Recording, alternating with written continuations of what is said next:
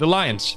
We owe an apology to Tom Monroe, our big Lions fan friend, and the other Lions fans that we started mocking last week after a couple embarrassing performances.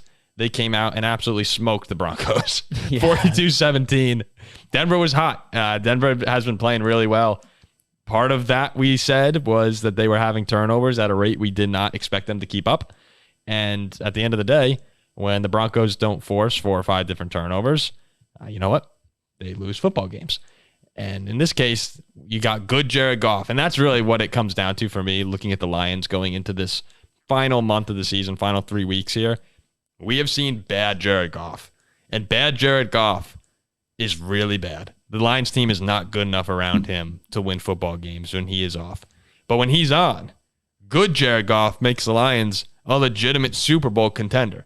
So it's really just a question of which man walks in the building on a particular Sunday afternoon for Detroit to be a Super Bowl contender or a first-round exit, potentially, in the playoffs this year. I was watching this game, and I was reverting back to one thing I brought up on the last show, and then what Ziggy said today about the Bengals and the Vikings and seeming to just want to win this game more. I said last week how the Broncos had a very big win on the road against Detroit. They blew them out as an underdog, I believe. And they're in the thick of the playoffs.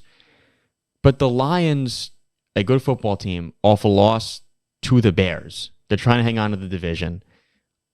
And of course, Denver is going to want to come out and want to win a football game in a playoff race. I'm not saying they're not. But Detroit wanted this 1 million times more than Denver did. No, you could see it. They came out like it was like a must-win situation. Like they had to win this game. And they were full throttle start to finish. They were like madmen. Denver had no chance from the opening kickoff in this game. They were in a bad. It was a rough spot. This was kind of a must-win in a certain way, right? Because if they lose this game, suddenly winning the division starts to be in question, right? You've got 2 games left against the Vikings. You can lose those and you're in trouble. Now the Lions just have to win 1 more game and the division's completely locked up. Even if they lose all 3, there's still a decent chance they win the division because the Vikings lost and the Packers lost and the Bears lost. So it's a good time to be a Lions fan. Things have gotten back into place for them. And now they just need to finish the season all right and get ready to host a playoff game. Yeah, it was a really impressive bounce-back performance. And this is the total opposite of what I said about Green Bay. Like Green Bay when lost to the Giants, I'm like, okay, how do you come home? How do you bounce back? And they got murdered again. Detroit, tough loss on the road. It happens. You don't want to see it, but it happens. How do you come home on a Saturday night and respond? And they did what teams who want to play in the Super Bowl do. And absolutely wax a decent football team. And all their best 4 skill position players all played like legit stars. They looked awesome. All around. Gibbs looks great. Montgomery looks awesome. Amon-Ra had a huge bounce back from the Chicago game the week before. Laporta only had 5 catches, but 3 touchdowns out of those 5.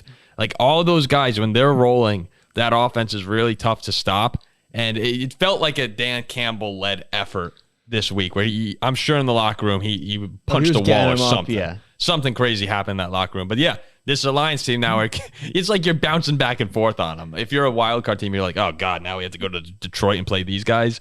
Yeah. We'll see what happens in Minnesota. They could lock up the division next week, though. I mean, Sam Laporta, he just has to start dating Olivia Rodrigo, and everyone will recognize he's the best tight end in the NFL. Dude, don't. It's that simple. Like that on this show. No, that's Paul's girl. Yeah. No, your girl, Paul. Which one of us went to Olivia Rodrigo's high school? That's not true. you. Ooh, that's not you. That's true. But Ziggy, who's closer right now to this O-Rod poster? Is it you or Paul? All right, you got me there. Gotta give it you up. got me there. You got me there. Yeah, so Laporta's closing in on being one of the best tight ends in the league. I mean, as a rookie, he's leading the NFL in touchdowns for a tight end. He's like third or fourth in yards. He's so good. Yeah, it was impressive. The Detroit defense had been so bad. I think they allowed 26 points or more for 5 or 6 straight weeks. And Denver had been playing well. They really bottled up Wilson. Detroit was great. I mean, I blinked my eyes. It was 35-10. But they've done that a couple times this year. Like they get out to these when they're rolling. Remember against Green Bay in Lambeau? All of a sudden, you blink your eyes. It's like a multi-score game. Like that, yeah, 24-3, I think. Same thing with the Saints, 21-0 in 7-8 minutes. There aren't a lot of teams capable of just turning it on offense and basically being unstoppable. But Detroit is, the concern with them is that they also have this other switch where it can be really ugly. Who's going to show up? I think that this is a great sign that they can close the year now. I can't wait to watch them play Dallas. I'm excited for that one. You said it though, like good Goff, because you have the run game, you're big up front, you have that. If Jared Goff has the weapons, if he's good, which he's obviously capable of being, they're tough to beat. Goff or Goof? Which one are you going to get? Yeah, exactly. Goff or Goof. When you get Goof, they suck. When you get Goof, anyone can beat these guys. They're amazing.